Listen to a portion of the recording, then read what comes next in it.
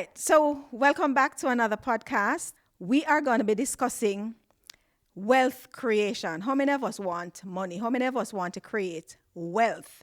Is there a difference between wealth and money? So we have prepped ourselves. We have chosen our career. We have built our skills in communication. And now we have landed our first job. We're now desirous of building this wealth. How do we go about it? This is our discussion for this podcast. So before we go any further, we just want to put this disclaimer out there that we are not financial gurus. We are not investment advisors. We are not offering any sort of advice financially, but these are just some suggestions that we want to share based on our own experience, based on what we have read. We want to share little tidbits of what we have learned over time with you to help you to create and to build wealth. So my question is, how do we begin this process of creating wealth? All right, so oftentimes we might confuse money with wealth.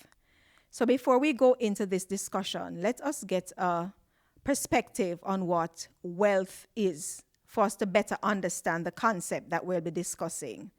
What is your understanding of wealth? All right, so I don't have a definition per se, but I would start by saying that wealth is actually a state of mind, and it varies from person to person, because some people might believe that wealth is having a nice home, having a car, having a wife and two kids, a wife or husband and two kids, and you have a status in the church, you have a high paying job, and that's enough for some people to consider themselves wealthy.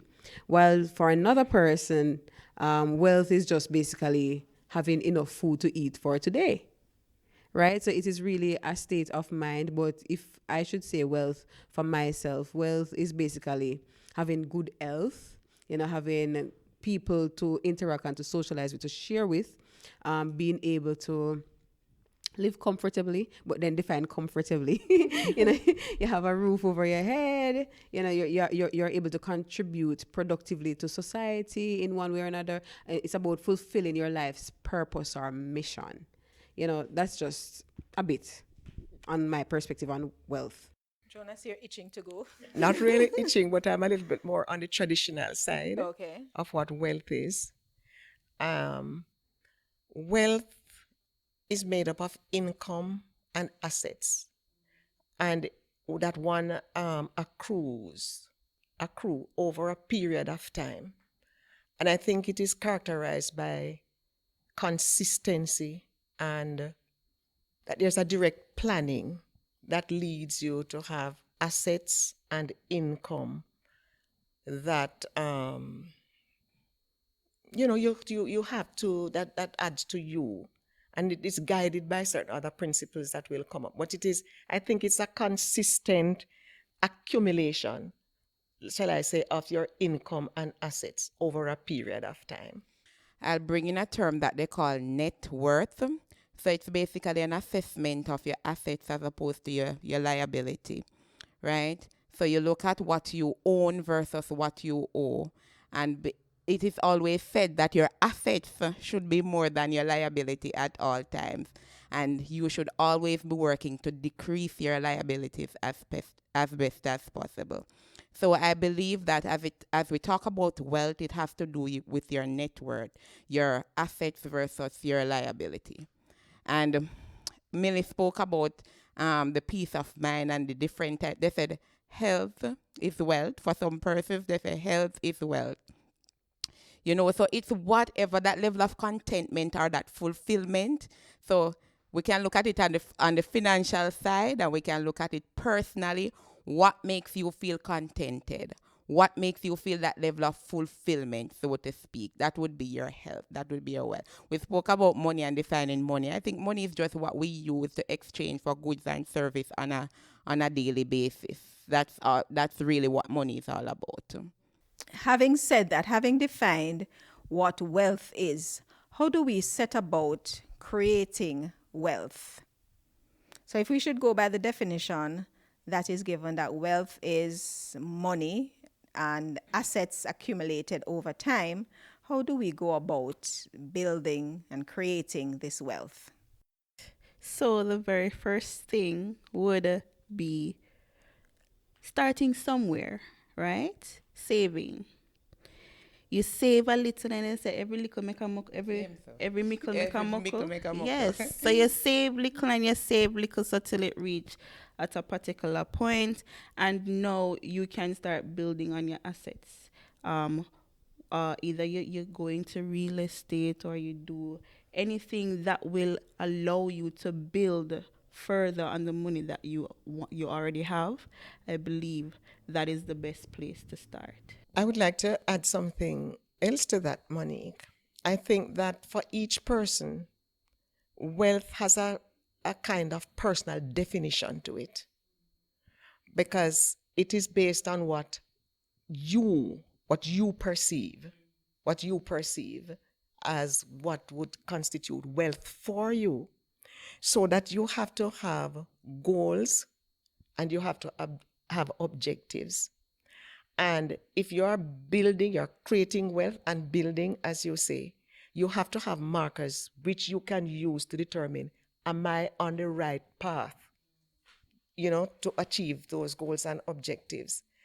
And yes, things change, times change, the market and situations change in economies, so that it can cause you to modify your goals and objectives.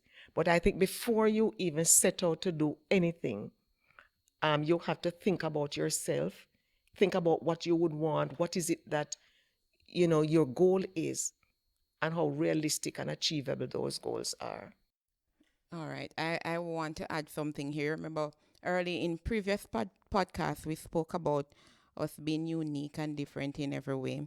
As we're talking about wealth, sometimes we compare what we have as against what other persons have. And we'd say, boy, I'm at this age and I am here, and that person, similar age, and they are way ahead of me. But when it comes on, Joan spoke about setting the goals and the objectives. Remember, you are unique. Your circumstances, your situation is different. When you set those goals, when you set those markers for your personal achievement, don't compare yourself with others. What you might consider wealth for you might seem very insignificant to others.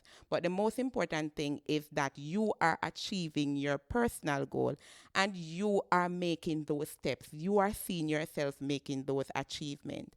And that's something for you to be proud about. When you see yourself climbing the ladder. Monique spoke about every mickle make a muckle. Sometimes we are working. We just started a job and we are working. And the more you earn, it is said that the more you earn, the more the expenses will be. It seems as if you have more expense than anything else. But just as we in terms of when we get our salary, we take out God portion and we say the 10% is for God. I think we should make a concerted effort as well to ensure that in terms of savings, we put aside something. It doesn't matter how small it is. Growing up, we had what we call the piggy bank, right? And you put whatever. I still have my piggy bank that I save for my son. And in no time you find that that container is filled. And when you go to the bank and you empty it, it's a lot of money you get after a while. So start where you are. You might not be able to put the 10,000 and the 5. If it is coin, start saving your coin. $10, $5, $2, whatever it is. Over time, it adds up. I just want to say I hope that you are not saving for your son only, but that you are teaching your son to save as well. Because it is one of the things that I think is lacking in some of our cultures, that we don't teach our children the principle of saving and how we can add up. But I want to add something else to the saving. Before, Michelle, you said you just begin to work. Okay. I think that probably that's the time that one needs to sit down and look at what I want, both professionally and personally. Because if you are at the the first rung of your professional development, there are certain considerations that you will have in place that probably one who is further along will not have in place. So your professional and your personal goals have to be taken into consideration because it's going to impact what that first salary or that what's going to happen with that first salary. But there is a principle about how you should apportion the money that you earn. And it is called the 50-20-30 principle, where 50% of what you earn of your salary then, should go towards, whether you pay rent, whatever, your bills and stuff like that. 20% should go to savings. And the 30% is for your lifestyle, whatever that is. So that I would say for somebody who is starting out in a job, it would be nice to have that principle. May you not hit it right away, but to have that principle. For you to be able to abide by any principle like that or have some success, you must consider budgeting. So you can't go your first job, you look at the what your salary is going to be, but you go in an area to work where your living, your rent or whatever is going to take out such a chunk out of your pay that you can't live. Because this is why it says that whatever you do, I said it earlier, you must be realistic. And you understand that if you want to achieve certain goals, then this is what I have to do. So I have to now pin my lifestyle or put my lifestyle into some kind of realistic scrutiny to say, what can I afford? I'm just going out. What can I afford? There are some things I cannot afford. But this principle, 50-20-30, as much as possible, I am going to try to abide by that because in my mind, I want to create wealth. So in order to get to that place, then it means that I have to discipline myself in a particular way. And it is not, as Hope said, it's not what the other person does or what the other person is doing. But for me, this is the road I have to travel in order to get there. Hope speaks about the elimination of debt. Somebody who is just coming out of, say, university or any other school or wherever training is, you might have student loans. That's a debt. And I can tell you from experience with young people, including my own, that the first credit card you get, it looks like it is cash unlimited, cash unlimited, because all I have to do is to go and give this paper, and who thinks of when the payments are to be paid. And a lot of people get carried away because you have a limit. When you get the thing, it says minimum payment, a small sum of money. So I can pay this small sum of money. Nobody looks at it to see the interest rate that is on it. I need some cash. Man, I run out of cash, so I can go to the thing and I can get some cash off it. Nobody looks at the interest rate. So you're putting yourself further down in debt. So you have to look at how you can eliminate debt, because that is going to get into your way in terms of trying to abide by the 50-20-30 principle. And the last thing I want to say, Michelle, I would love to encourage every person who, as the day they begin to work or before, when you're making this plan, think about retirement, please. Most people think about retirement when they begin to get gray hairs or when they probably start to see certain illnesses coming and you realize that, hey, I've not been making provision. So these are the considerations that I would suggest that one takes into consideration as you're going to determine how you're going to spend that first salary and what happens afterwards. I want us to touch on the retirement issue a little later on. But I mean, I went to college or university for 4 years or 3 years. I worked so hard, sleepless nights and made a lot of sacrifice. And worse, if I come from country, I may never live in a somewhere that was nice and whatever. I've landed a good job now and getting a little, a good salary. I want to live somewhere nice to, compensate me for all the hard work that I put in over the last 4 years. I want to drive a nice car. I want to drive a BMW. What is wrong with driving an Audi? Michelle, Living in a nice apartment. Nothing What's is- wrong with that? Michelle, let me hear what you say. You would like to. Yes. That's a nice term to use. Walk Nothing before is you wrong with creep before you walk, liking or to. walk before you Nothing run. is wrong with liking. You would like to. But that's where that plan is going to come in. I mean, you have to touch yourself with it's 4 years you had the sacrifice.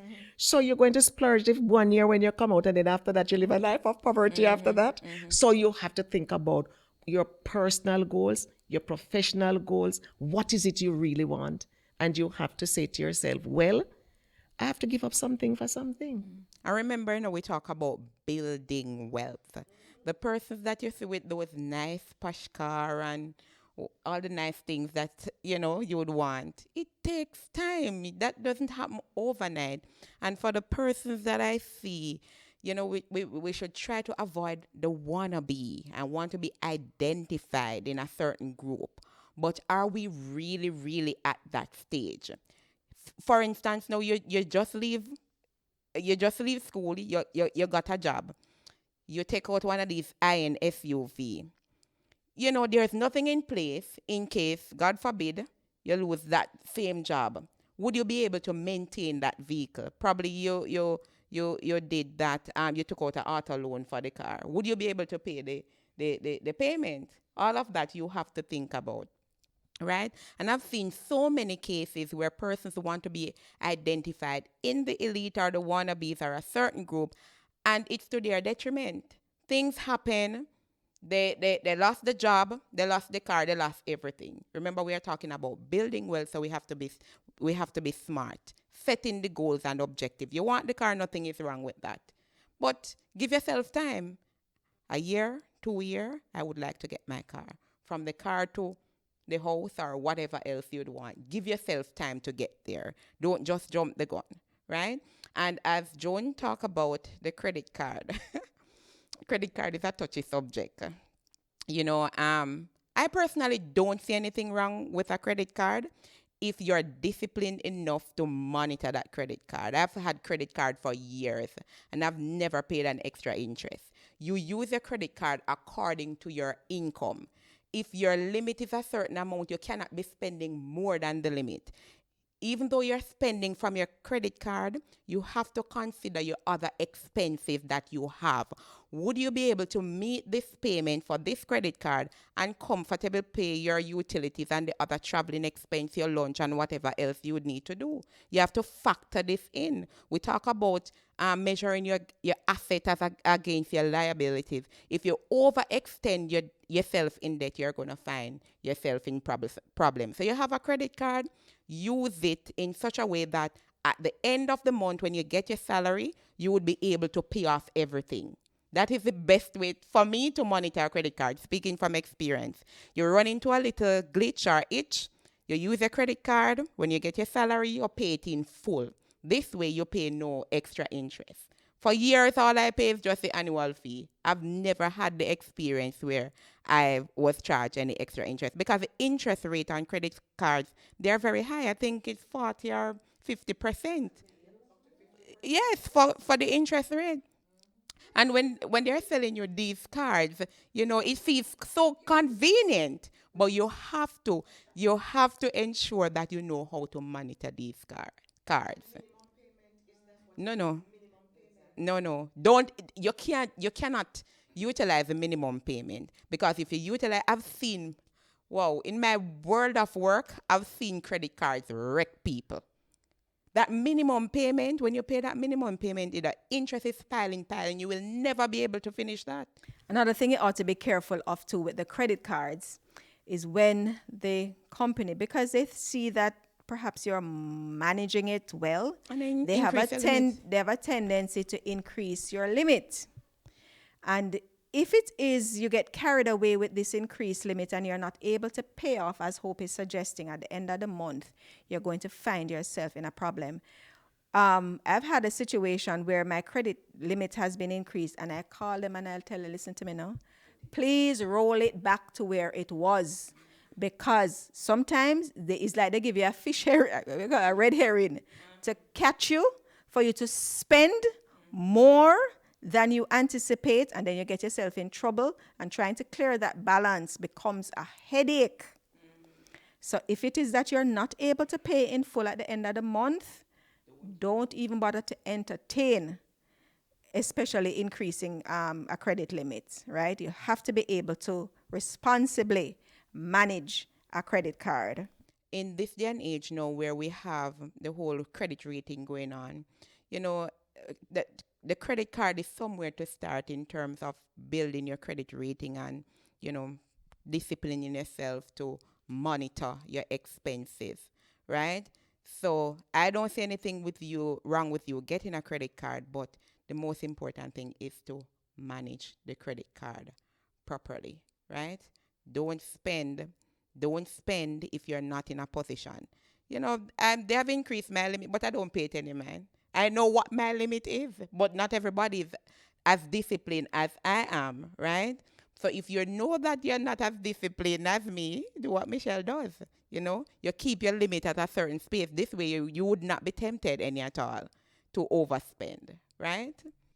In supporting what both Michelle and yourself have said, Hope, it is that creating wealth, building wealth, has to be from a perspective of you're steady, you're mature in your thinking, and this planning is not something that you're going to willy-nilly. You have to sit down and work things out. So in other words, if you have worked out something and you have budgeted, you wouldn't run into these kinds of problems, you know. And I'm telling you, even if it is a crude budget, I'm suggesting and I would to that everybody has something that you write down. It may not be the 50-20-30 principle, but it should go closely to that, because this is researched. People know that if you want to build, experts know that this is how it works. So you sit down and you work your thing out, work it out, and try to live by it. That's what you do. And if you find that it's not going in the way, you make adjustments. But the bottom line is that you must always spend less than you earn. There's an upgrade to the 50-30-20. I think it's the 70-20-10. In terms of the living expenses would be, because, you know, a lot of persons, we start incur debt before we even finish our career with the student loan that you were talking about, you know. So by the time you finish school, you have student loan to think about. So sometimes the 50 is not as realistic, and it's the update to the 70-20. But what was maintained is a 20 for savings, right? And also what we need to, that's why we talk about setting the goals. We're talking about building, creating wealth. Give yourself time. Joan mentioned something too that we need to look at. If you're going to extend yourself to take on the posh car or whatever lifestyle you want to live, the nice furniture in the house, when people come to your house, you know, they're just blown away by what you have. In most cases, those would be loans, because you have not accumulated enough wealth from you just starting to actually buy this cash. And what we need to look at is the income stream. In most cases, when we start working, we don't have a permanent position as well, as yet, right? So the income stream is what is really going to pay these loans that we would acquire to buy the furniture and whatever else. So we want to ensure that before we extend ourselves into any loans whatsoever, we have a steady income stream. So I am suggesting that wait until you come off the probation, wait until you know that you are at least appointed before you extend yourself into any debt, the car loan and the higher purchases and so on. Take time, move at your own pace. Don't be influenced by anybody. Start where you are and grow and build yourself. If you want to go and buy a car, some of the questions I think that you should ask yourself: why do I want this car? Am I going to use this car to help me to earn more? What's the purpose of having the car? you know? That income stream. So it would be an income stream. So if the purpose is that you're going to use this car as an income stream, then I could say that it might be useful for you to have the car. But to buy a car because you want a nice car to drive, or as you said, to reward yourself for all your years of study and stuff like that, I think it is unfortunate for you to think that way. And probably those who are more competent in the field, advisors and persons who are give advice and stuff like that, would probably tell you that that's not a good enough reason to have it, and probably you will never get wealthy. I have known persons who have earned significant sums of money, and it's like it just slips through their hands. Bills. And I remember, it's not here, it happened abroad. This person always drives these very posh cars, went into a mall, and when he came out back looking for the car wasn't there. The car was repossessed because he could not Afford to make the payment. yes. And I mean, how this is known is that he had to ask somebody for a ride to go back. So when and the posh furniture and all of that kind of stuff, you're only fooling yourself. Yeah. You're only fooling yourself. Take time. It takes time. As you say, hope is building, creating, building. And one thing that I have learned as I looked at some stuff in preparing for this podcast was the suggestion by one person who at age 26, he was covered in debt. Took this stance that I'm going to get out of this. I have to change what I'm doing. And by age 31, he was now a millionaire. It has to do with your mindset, what it is that you need to do, that you have the will to do it and the discipline to do it. That is what it is going to be. And he suggested that you should not use your capital to buy things. That's what made him successful. Do not use your capital. So in other words, you have the 20% hope.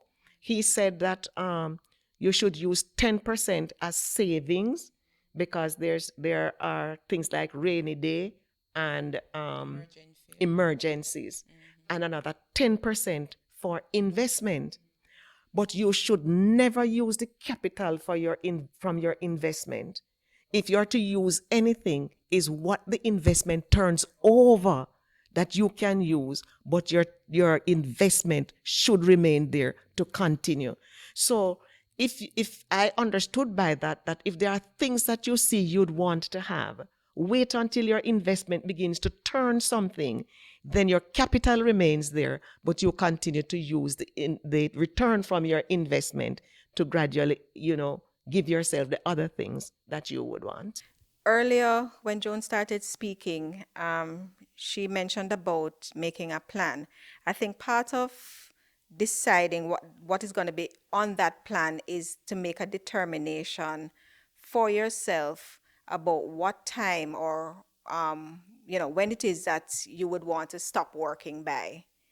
And that will also inform how you invest and how you save. So for argument's sake, if I've determined that, boy, I want to get out of this rat race by the time I'm 35, which was just last year, I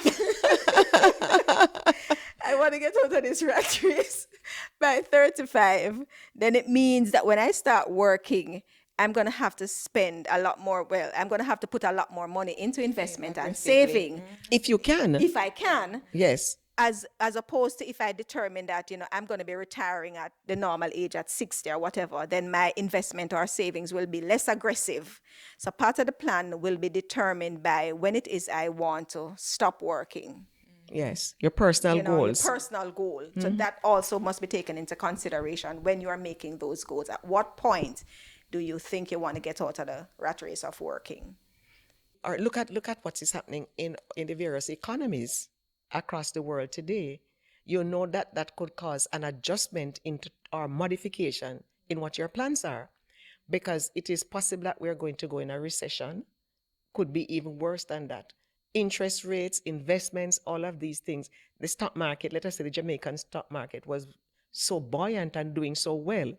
I mean, most economies now, there are things that are struggling to find back their way. So if you have projected that, okay, based on my investments, X, Y, and Z should be achieved by so, but you understand that there are some variables that you don't control that will cause you to modify what your personal plans and objectives are, so that you should have markers along the way that will help to guide you so that you can decide whether I need to go further, I need to take my plans, project it for a longer period of time.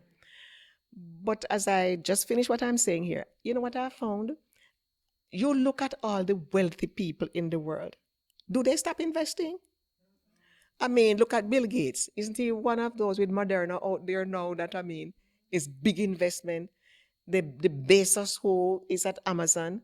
I mean, they are still, all of these people, they are still there. So it seems to me that it is something that you always, your level of it may be different, maybe less aggressive, maybe different areas, maybe it is, and streams of income as you spoke, Hope.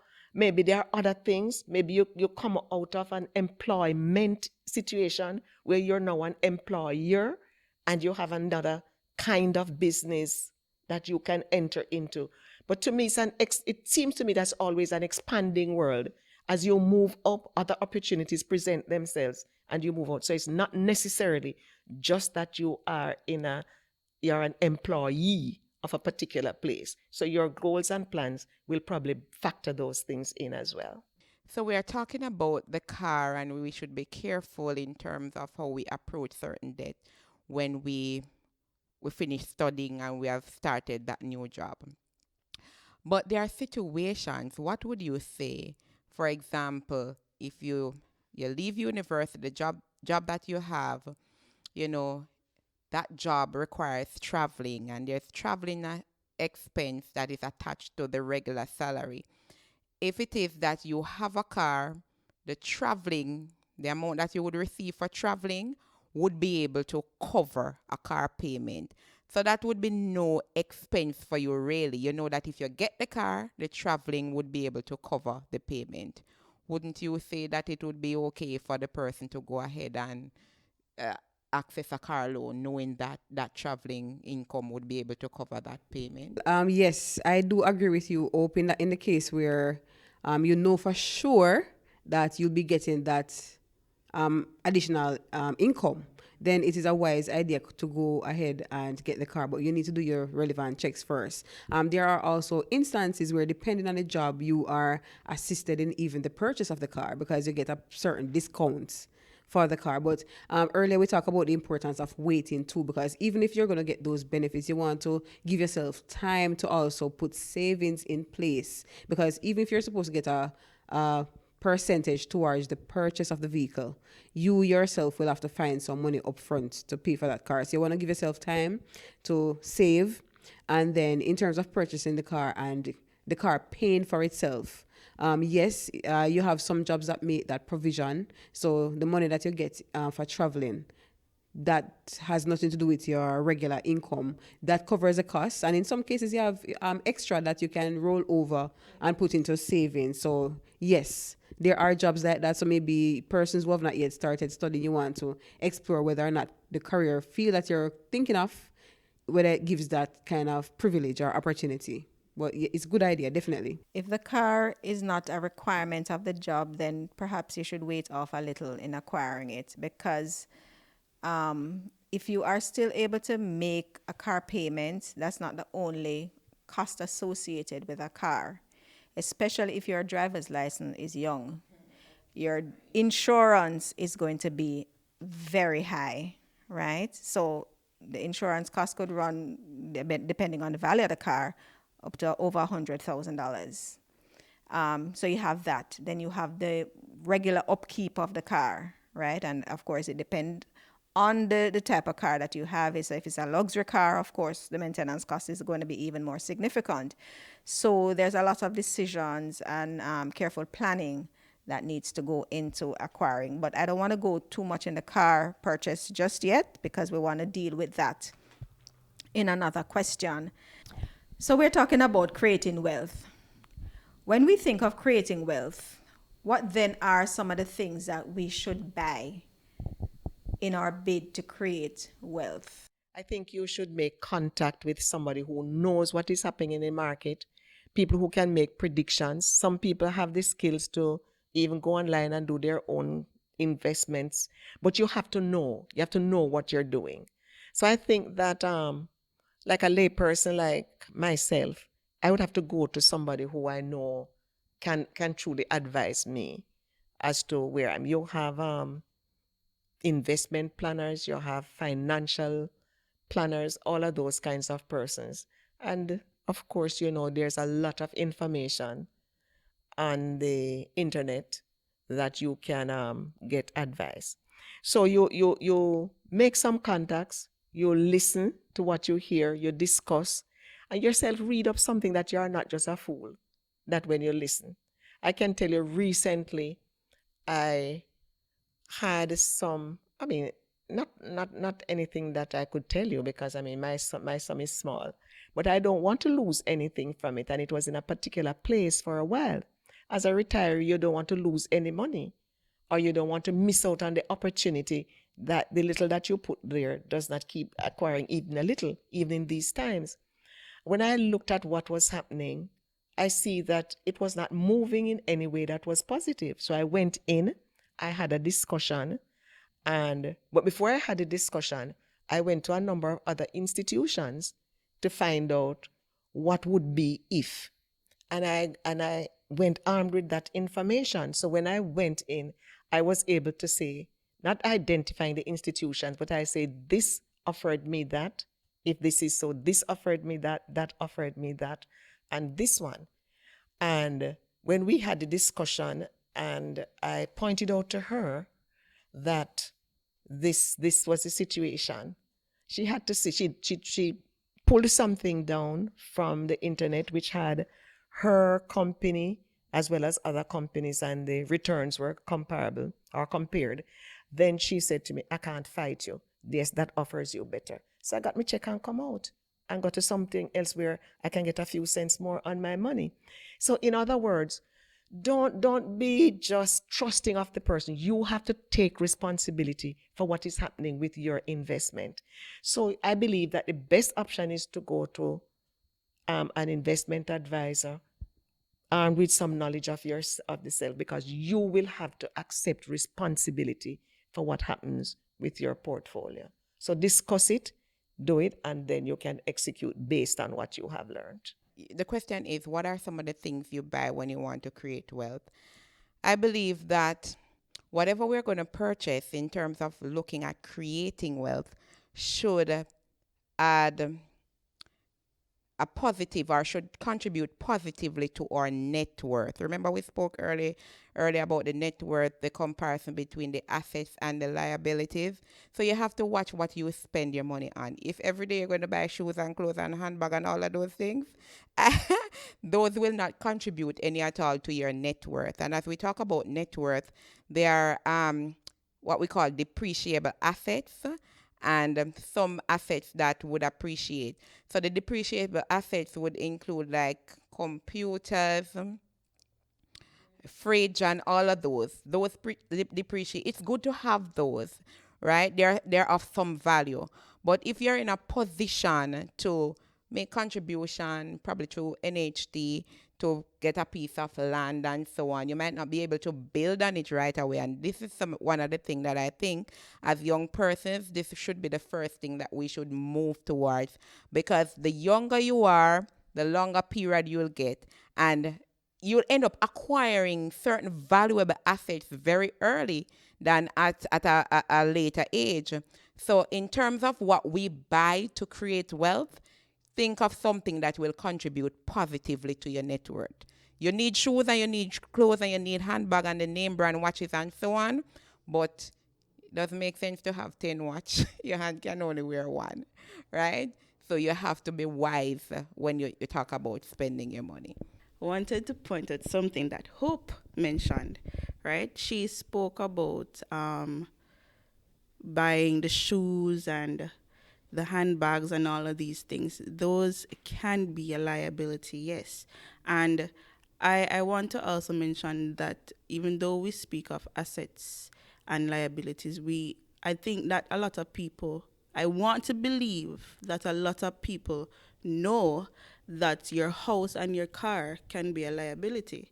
And that is when you are spending more on the house. It is not giving you any sort of income whatsoever. So the house that you're currently living in is a liability.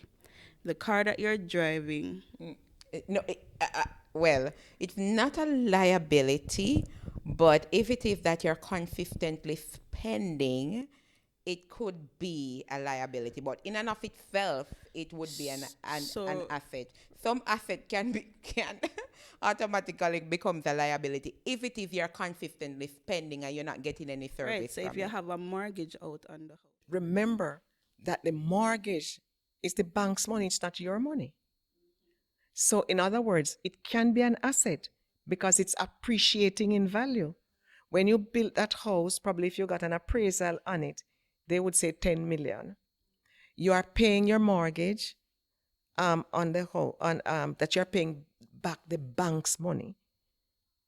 The bank loaned you the money. Probably all you had in there was let us say what is about what 10%, 10%, The deposit. 10% down. That is what you had in the house. 90% was the bank's money. So in 2 years, 3 years, the house has appreciated in value. So if the house was 10 million, it's now, let us say it is 12, 15 million dollars. The asset has gone up by $3 million, but you still owe the bank, you're paying on this 90%. So you are getting something from the house. So it is an asset. So real estate and houses and those things, they are considered assets. But It can. it has to be an unfortunate It situation. can be a liability. If it is that there is no upkeep on the house, after a while, I think probably the value can be less than at the point of sale if there is no upkeep. Because we have seen situations like that where people just have the house, it run down by the time the bank repossesses or take it back. It doesn't value much. I mean, the land is there, but because there is no upkeep, it doesn't appreciate.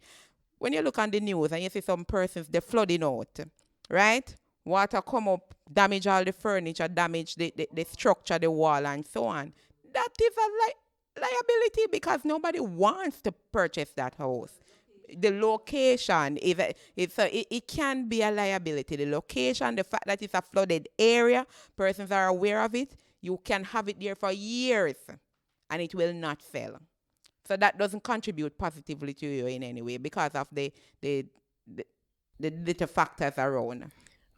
But if we go back to where we started to speak about that's an intentional process to build and create wealth, I think some of the examples that we're giving fall outside of that realm because people who build houses and not properly built either in terms of the structure and build like on banks, river banks, and all of that. I'm sure that they don't have loans from a bank or any investment house because that would disqualify any kind of loan because it has to pass certain criteria for you to get a loan.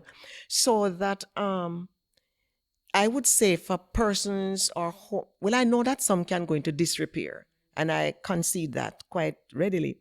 But like some of them that we see that fall into these categories and stuff like that, they have gone into these probably investments ill-advised. So it would be an aberration rather than the norm. But on a average scale, like real estate, houses, those usually are in the realm of assets because they appreciate and usually appreciate to a higher level than if you had money sitting in one of the financial institutions. But I understand the point Monique wanted to make, though, in terms of these assets that can sometimes be a liability. I know people with cars, that car is a liability. Every day they're spending on the car. fixing, you recognize that you're consistently spending, you need to count your losses and get rid of it, because you're spending more on the car than it can really benefit you. There are some cases outside of the riverbank. I've seen persons gone through NHT, got their houses, and the location, the structure, the what they call the drainage is not proper. You see them on news. The waste disposal, it coming back. So all of those are investment. You tie up with NHT. You don't finish pay for the house, the bank or NHT and so on. And yet still you don't have, you're not comfortable. Because when it rains, you're basically outside. Right? So those, trying to understand what Monique is saying as it relates to some assets can, sometimes become a liability to us. And that is why, too, in terms of whatever we are going to do, we have to ensure that we do proper research. Building your wealth, you want to ensure that you're creating value for yourself. So take the time out. Don't do things in rush.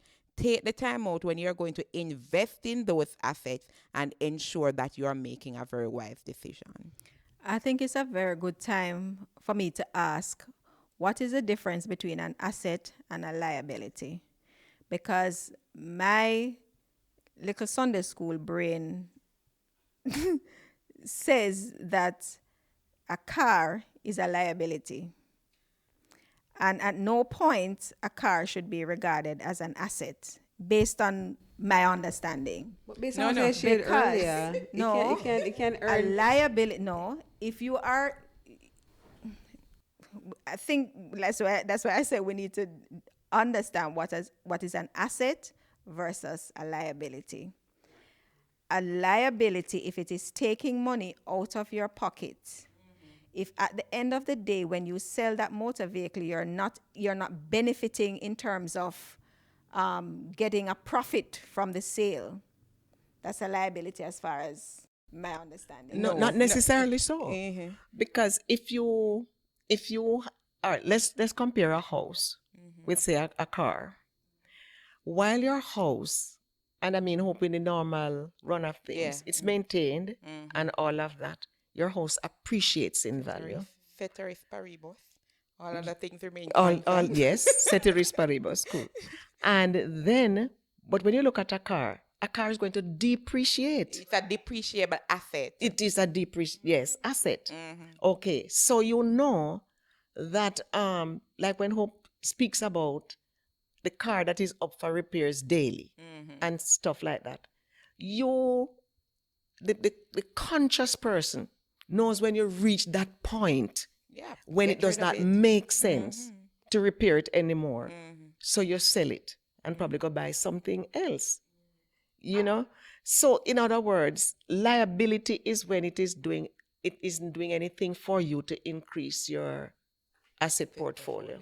So asset is really what you own, what you can convert, something that can bring value to you per se. So if you sell the car, you can get a reasonable amount of money outside of the car if the car Can drained. you get back the money that you purchased it for? No, you can No. never get it back because the nature of that asset is that it depreciates. Depreciate. That's why it's a depreciable asset, right? So should you then be buying depreciable assets? Yes. If because it's of benefit to you, so you can buy it. Yes. Remember earlier we said that, for example, you're paying $20,000 per month for the car, and you're getting that in travel. You're getting 40 in traveling. Outside of you having a traveling job. Okay. Okay. But I'd say, you see, Michelle, that's why I say, you see, you need to, and I'm speaking fresh from talking to these people. It is that when you go to sit down with somebody who has the requisite skills, that person you have different kinds of instruments that you can invest in. And that person is able to tell you that, advise you based on your age, based on the market, based on so and so. In other words, maybe 3 years, maybe 4 years, maybe you need to go into this bracket or whatever it is. So that you need some, I think, more than just your knowledge, And I would say ask several people. And especially these days, they are very available. and can give you good information, right, Hope? Yes. You're in the business. So, Yes. can give you good information and advice. Because I told you about this person that I read who says that he buys cars, and in the podcast I think I listened to Porsches and all of that and stuff. That's a part of the business that he does. And he says for cars that probably for himself, I think he was saying that he rents a car, no, leases a car, and for 2 years time it's up, it's gone back, he has spent nothing on maintenance, he leases another one, so he's always driving a new car, because by doing that he sees how he can do that and at the same time earns, add to his income. But what I want to say to But you see, I can't give you the details, Hope, because I mean, it was just a podcast and he was just giving Right. ideas and suggestions. But and there are people who, who go in and buy cars, just buy and sell. So it is, they buy a car because they see they can probably just do minor Make a fixings return. and so on, and they can make a return. That is So it something is I used to do when I was younger. You do, sometimes you don't have to do a lot of fixing, a bumper dent or so on. You fix it and you're able to make a returns on it in a short space of time. So you just buy to sell. You're not driving really. But what we need to understand, every asset has a life. And that is why in terms of a mortgage compared to a car loan, you realize that the time span is different. As after a certain number of years, the car, the wear and tear, it loses the year and so on. It loses its value. So the financial institutions, they will give you 5, 6, 7 years, depending on the year of the car. For a car loan, a mortgage, you can get to 30, 40, 50 years. Because in most cases, properties house, they appreciate, as Joan mentioned. So at the end of 5 years and so on, so your value, it's time to change your car now, right? So that is why for auto loans, they give you a specific time, because by that time they know that the vehicle will value a certain amount. Because remember, the car in most cases secure the loan. In case anything happens, they repossess the car, sell it back to get back their money, right? So that is why they give you within a particular period. So if they are supposed to repossess it, they would be able to recover the amount that was lent to you. So when we think about what to purchase in creating wealth, we're thinking of buying assets that appreciate. Right. Contribute positively to your net Right. worth. And be aware that some assets, depending on market conditions, can depreciate. But if you are younger, you can ride it out, because there is the possibility that that asset may go down now in terms of its returns, but then it will appreciate in the long run. So if you're older, you should be very cautious on the level of risk you take, Yes. because most investments mean risk. And if you're older, you should be looking at where the risk level is low. If you are younger, you can afford to be More aggressive. Yes, more aggressive. Yes. And the higher the risk, the greater the the possibility return. of returns. I'm thinking now of what sort of investment options we should be looking at. And again, we made a disclaimer earlier that we're not financial advisors or investment managers or investment experts. But when I ask a question, it's in relation to whether or not we seek financial and investment advice versus entering into schemes that your friend hear about, and you hear that these particular schemes are giving high returns on your investment. What sort of investments do we go towards Ponzi schemes, or do we go towards more traditional forms of investments? How do we identify a Ponzi scheme? What they say, if it is too good to be true, it is too good to be true. So that is, and I will go back to say, investigate, ask people who are more knowledgeable, seek to get information, how it has performed, the length of time that it is operating within the particular geographical space. In other words, get information, contact, discuss before you execute. But there are some that, I mean, stocks, bonds. Hope you can help me with some bonds. Gold. Some people invest in gold. There are so many, and cryptocurrency, and a lot of things are coming in. So to really be ahead of the game, I would suggest again that you go to persons who are equipped with this kind of information. They'll talk with you and advise you. And I will say to people, forget about the get rich quick mentality. When we engage in this get rich quick mentality, we end up making the wrong decisions. Remember, we said that building and creating wealth is not an overnight thing. So I am the conventional person. I'm conservative as well. The Ponzi scheme is not something that I will be looking at. If I can't explain, if I can't see the logic, if I can't see how it will work, I am not going to get involved with it. So as Joan said, there are so many things in terms of the financial institutions that offer investment and so on. They will advise you. You might not know much about the stocks. You might not know much about the bonds and the different financial products that they might have, but they will advise you. As it relates to investment, you start at different stages. So you save up after a period of time. I would say to persons, if you have 50,000, don't keep it in a savings account, because that will not work for you any at all. Find out, even 20,000. Go to these financial institutions and find out. You have to make your money work for you, and your money sitting in an savings account will not work for you any at all. You have to seek out the best returns on your money. Try your hand in the stock market, right? That money that you have that you don't have any immediate use for, try your hand in the stock market and see how that works out. But forget about the get rich quick mentality. Things take time to mature. Choose the conventional methods, right? The financial institutions that are recognized and have been around for years, those that are credible. Also, I would like to add, if you have a sum of money to invest, I think that the institutions will tell you you can diversify your portfolio, Yeah. so that you don't go into just stocks. So that It can be a mixture of you both. can a mixture of stocks, it And can be bonds. bonds, it can be like sigma funds, it can be a number of different things, so that some will appreciate while some go down. The market is not on a straight line. There are variations, peaks and troughs, so that it's unlikely that you will lose in all.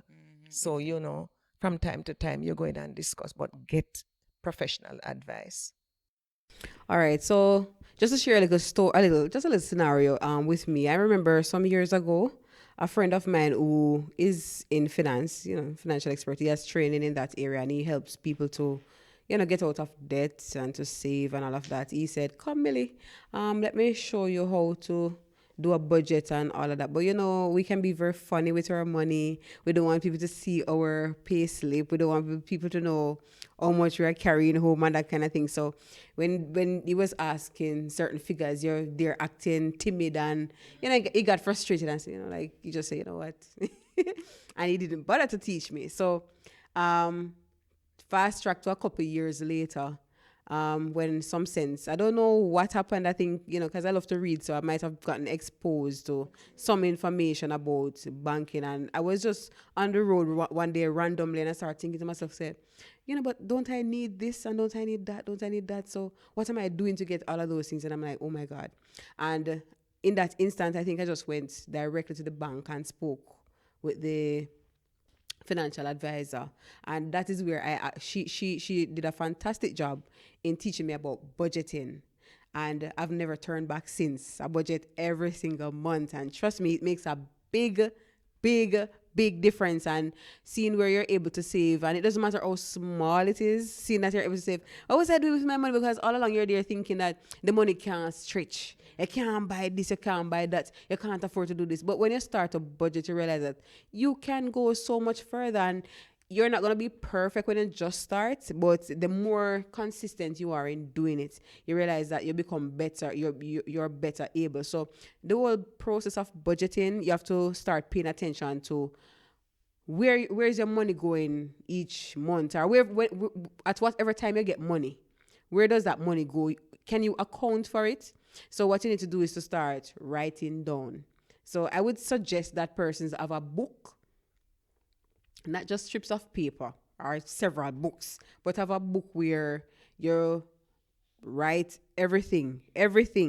So the tithes, the savings, the rent or the mortgage, the water bill, the light bill, the gas, the pizza that you're gonna buy, the $1,000 that you're gonna give to your neighbor, or somebody on the road ask you for $500. Write it down, right? So each month you make a note of everything that you put money towards. You calculate it, and then you compare it to what you have, and then you can subtract or add, minus. I usually just estimate figures, and then compare that to what you actually have in hand, and then you see where you need to do subtraction or where you can add an extra thing. The advantage of doing this is that when you do your budget, money comes over and say, hey, I'm having a fish fry this month end. Can you support me? No, I'm sorry, money, this is not a good time. Maybe I can factor it into my budget for the next month, but my budget for this month is already done, and I really can't extend myself any further. If, however, you do not have that in place, you see a t-shirt over there, oh my God, that looks so nice, I'm going to buy it. Right? But when you have a budget, and it brings about a lot of satisfaction, you feel better because you get what you want. Because 3/4 of the time, the truth is that when you go and you do the impulse buying, you look back at all of those things, you'll be like, huh? Sometimes you go to the bottom of your closet and you see this shirt and be like, I've never worn this. I just wear this like once. So the question is, did I really need to spend this money? Trust me, the budgeting is really, it's powerful. I wish I had started like the way back time, but it's never too late. And initially in our conversation, we're talking about, we must give consideration to the fact that different people have different salary scales. It doesn't matter how small your income is. If it's even $200, if it's $1,000, and don't compare yourself. I must say that for myself too. I know it has been said several times already, but I want to say it as well, that you should not compare yourself to other people. So this person getting 100, or maybe I'm getting 20, but my 20, it's, you can do something with little, but you can't do anything with nothing, right? So you have the $20,000, make it work for you, do your budget, take out your $1,000, put it down somewhere for savings, not under your mattress, right? Put it somewhere where it can work for you, right? Budget. You see, when you do your budgeting too, it helps you to see where the chunk or where you're spending most of your money. And when you look over time, and you look and do that assessment, you can say, what, too much money going in here, so, I need to make an adjustment here, right? Because there's something we always can cut, right? But what would you say to persons listening to us right now? Would you say, boy, me not make no money for budget monthly save? What can we actually say to those persons? Persons not making money and can't save. No, I mean, wherever whatever resources you have, because a lot of people are actually afraid of budgeting because they're scared, they feel intimidated. I think a lot of people are intimidated by the word budgeting thing, but I would say that no matter how small it is, still try, and don't have a big chest where you want the hype and you want the glamour, you want the best of the best, and you want to go to that supermarket because that's where the elite people go. You have to shop around, try to find bargains and deals, and try to do without. Some things are not necessities, so try to differentiate between needs and wants, and try to shop around so that you can get the best value and keep more money in your pocket. I think I read something once about aiming to become more of a producer and less of a consumer. For those of us who might be saying, boy, I'm not even making enough right now to be saving, you have to watch how you spend your money. So when you go to the supermarket, what do you buy? You have to buy things that can stretch. And if you eat out a lot, you need to stop it, right? And start cooking some more at home. And not only cooking at home, buy things that are economical, you know. Sometimes there is benefit shopping in the market as opposed to buying the same ground provisions in the supermarket or by the wayside. You have to seek out the deals as best as possible, and you have to make your little money work for you. And I will say it doesn't matter how small, if it even a not even I put your $100, if it's even $20, $1 you can put down every day. It makes a difference. I remember growing up. Yeah, I always hear my mother say, and I think Monique said it earlier, every mickle make a muckle. Why I save coins to the point, my brother saved coins to the point when in my account, you reach 20,000, you know? Yeah, so you just put it down, $10, $20, $5. Sometimes persons have coin just lying about the place. Get a container and put it in. You'll be surprised, you know, the amount you have after a period of time. Really, what I wanted to make mention, was just covered a while ago, because you mentioned starting at $20,000.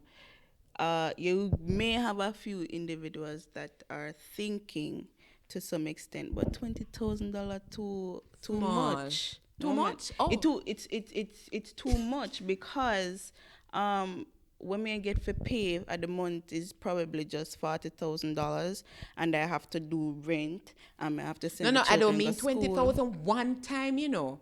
You know, if you save over a period of time and you accumulate $20,000. Well, that's what I was getting to. Uh-huh. So that in that case, no, you may see that the base point to get into a particular investment what do you call it, portfolio is $20,000. But you don't have to think right now that, oh gosh, if I go find $20,000. No, you're going to save the little $10 and $20 and the $1,000, and even if it has to be on a monthly basis.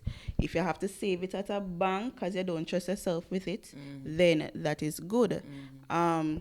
Saving over time is going to give you the opportunity to get to that ballpoint. And is there such a thing as defensive saving? Tell us what you mean. I don't know. I've never heard this. You may be giving us a new term. It's like, you want to save and you want to get to this point. But as you mentioned, the pretty shoes, me can't take my eye for the pretty shoes because Discipline. me want the pretty. Discipline. And the thing is, I think a lot of people say, all right, I'm saving, but I have an event to go to next week. And no matter all the clothes them have and the shoes them They have, still go and buy they something still new. go out and buy something new. That's And a waste.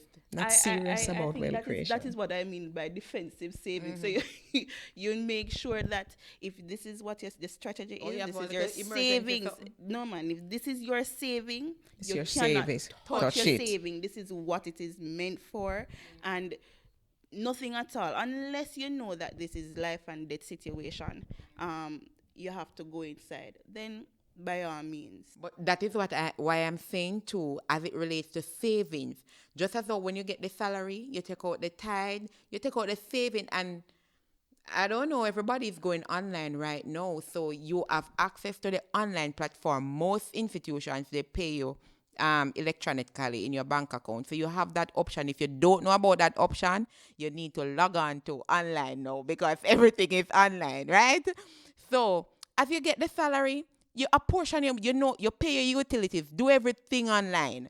So when you do, you need to take out your savings, and the savings, I believe that your savings, you should not, your access to it, you should not have easy access to it, right? So if something pops up and you say, boy, me could have take out some money out of my savings. The challenge where you have to go forget that savings, it makes sense. You just leave it. So just as how you take out your side, you take out your savings, you pay your utility. When you do that, savings you have to be consistent. So you can save it this month and tomorrow you go use it back. Doesn't make any sense, right? You will not get to where you want to to go, right? The person who is working a small sum of money as salary, sometimes that person has time that they can turn into cash. So you create Another income stream. another income stream. So it is not that you throw your hands up because you're not where you want to be to cover your expenses. You could also ask yourself, what else can I do to give me some increased income? Monique, you have a little business that you're creating. I mean, many people are multi-skilled, multi-talented. What is it that you can do to increase your earnings? And sometimes you have a lot of time because every day has 24 hours. And if you do an 8 hour per day, remember that you have 16 hours that are left. How many you need for sleep? So you give yourself maximum 8 for sleep. What else can I do? You know, going on YouTube, since I have more time, I realize that there are people who are they're not writing books, but they can write how to do something, and people are willing to pay for it. Not a whole book; it's just something. For example, Clive has a skill and he's able to guide somebody about easy steps to do so and so, and he's able to sell that, and it becomes an income earner for him. What is it that you can do? What is it that you can use your time that you have on your hands to do to turn it into income? As you said that, Joan, the YouTube, my sister went on YouTube recently, and it's through YouTube she's able to start creating flower pots to sell. Sir, there are so many things out there that we can, utilize and get that additional income. I want to go back, though, to the whole savings and investment. I want to come down from the 20,000. People believe that you can only start investing if you have $20,000. I believe that there are, in terms of purchasing stocks, I think the minimum, don't quote me on this, I think the minimum you can have is between 2,000, 2,500, right? To actually start investing in stocks. So it doesn't mean that you have to have a large sum to start investing. And we said you can talk to the financial institutions. They will tell you you don't need a large sum to start investing. So you start small. You might buy a few shares with a $2,000. You find yourself with some more money. You add $1,000, buy some more shares, and you take time build your portfolio from there. But you just have to start. And as we said earlier about setting the goals and the objectives, it's one thing to want things, and it's one thing to want big things, but you have to start somewhere in order to get to where you want to go. All right. So just to recap what we have discussed on creating wealth. In looking at the whole issue of wealth creation, these are some considerations that we have to bear in mind. We have to set our priorities. We have to make a budget. Set aside an emergency fund. Avoid debt. Diversify your investments. Reduce risk as you age. Have a financial plan. Now, building wealth requires hard work. It requires working smart. It requires discipline, persistence, resilience. It is said that the best time to plant a tree was 20 years ago, but the next best time is now. 20 years ago would have been an opportune time for us to start investing and creating wealth, but the next best time is now. Remember to like, share, subscribe, comment to this podcast, and stay tuned for our next episode. Thank you so much for joining.